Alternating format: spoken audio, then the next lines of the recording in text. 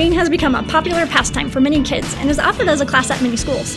Coding is writing directions or instructions so that a computer or machine can understand them and perform a task. Learning to code is like learning a new language. There are several languages that computers can understand. You might have heard about JavaScript, HTML, Python, or others. Learning to code definitely helps students who want to go on to be programmers. But what about the rest of the students? If you don't want to be a programmer when you grow up, why bother learning to code? One common myth about coding is that it is only for the techie people, those who dream about working for Google someday. Just like exercise is good for everybody, not just athletes, and all people can enjoy music, not just those in band, orchestra, or choir, coding is something that everybody can benefit from learning. Here are 8 ways that learning to code is valuable to anybody who takes the time to learn. Number 1, coding helps you learn to break down problems into smaller parts.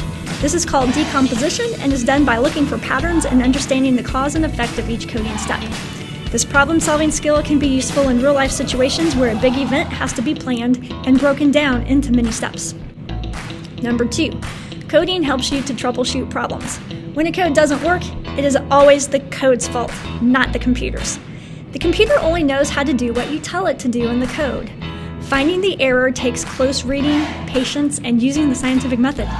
Troubleshooting skills are necessary when problems arise, such as figuring out why a remote control doesn't work, or why an ad campaign hasn't brought in more business. Number 3, coding takes away the magic and mystery of digital items. Apps, video games, and iPads aren't magical. They are physical computing devices that we can understand. If we can understand how they work, we can imagine even more applications for using codes.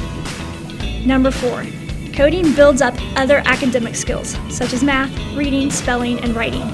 Paying attention to small details is essential in coding, so developing this habit strengthens those other academic skills. Number 5, coding builds up soft skills, areas of expertise that are necessary to be successful in many jobs, but that are not taught directly. Critical thinking, creativity, persistence, attention to detail, and abstract thinking are just a few soft skills that coding will help develop. Number 6, coding is a form of literacy. So when you are coding, you are exercising all the skills that you would use if you were reading or writing, or practicing a foreign language. Number 7, coding prepares you for future jobs. There are many jobs that require coding skills, even if coding is not the main role of your job. Companies value an employee that has coding skills. If you do land a job as a coder or programmer, though, you will be making good money. According to the U.S. Bureau of Labor Statistics, a computer programmer's average salary in 2019 was over $86,000. A web developer averaged $73,000, and a software developer over $107,000 a year. Number 8, coding is satisfying and empowering. You feel a sense of accomplishment when you write a code that solves a problem, entertains, or makes something in life easier. Watching your code come to life is rewarding, especially if you have performed many iterations and debugging processes. Coding is for everybody.